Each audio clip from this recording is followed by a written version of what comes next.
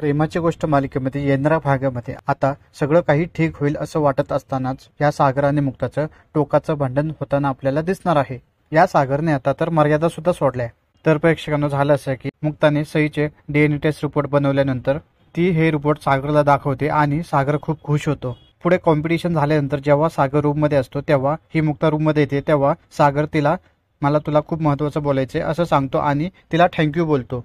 पण ही मुक्ता आधीच संतापलेली असते आणि बोलते की तुमच्यासारख्या मतलबी आणि मन नसलेल्या माणसाकडून मी काहीच अपेक्षा करत नाही। ज्या माणसाला मुलगी माझी आहे की नाही हे सिद्ध करण्यासाठी लॅब रिपोर्ट लागते त्या माणसाकडून मी काय अपेक्षा करू।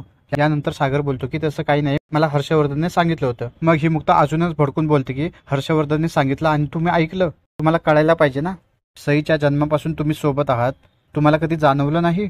मी इथे येऊन काही दिवसच झाले तर मला कळतंय की सई ही तुमचीच मुलगी आहे। आई वडिलांना नेहमी मुलांना काय हवं नको ते आधी कळतं, त्यांचं दुःख सुद्धा आधी कळतं, पण तुम्हाला सईचं दुःख कधी कळलंच नाही। सई ही तुमच्या प्रेमासाठी खूप तडफडत होती पण तुम्ही तिच्याकडे लक्ष दिलं नाही, फक्त तुमचं स्वतःचंच दुःख तुम्हाला जास्त वाटत होतं। हे सगळं ऐकल्यानंतर सागर खूप भडकतो आणि बोलतो की बस झालं तुझं आता, तू सईची आई आहे तर आईसारखीच राहा, माझी बायको बनण्याचा प्रयत्न सुद्धा करू नको, तुझ्या तोंडाला जरा आवर घाल, हवं तर तुला थँक्यू सोबत सॉरी पण बोलतो, पण गप्प बस।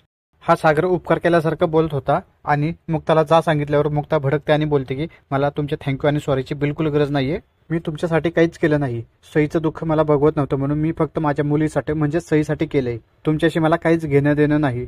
मी सईला अजून दुःखात पाहू शकत नाही म्हणून मी हे डीएनए रिपोर्ट काढून तुमच्या तोंडावर मारले आणि तुम्हाला सगळं सत्य दाखवलं। आता तरी तुम्हाला अक्कल येईल याची अपेक्षा आहे आणि ती तिकडून निघून जाते।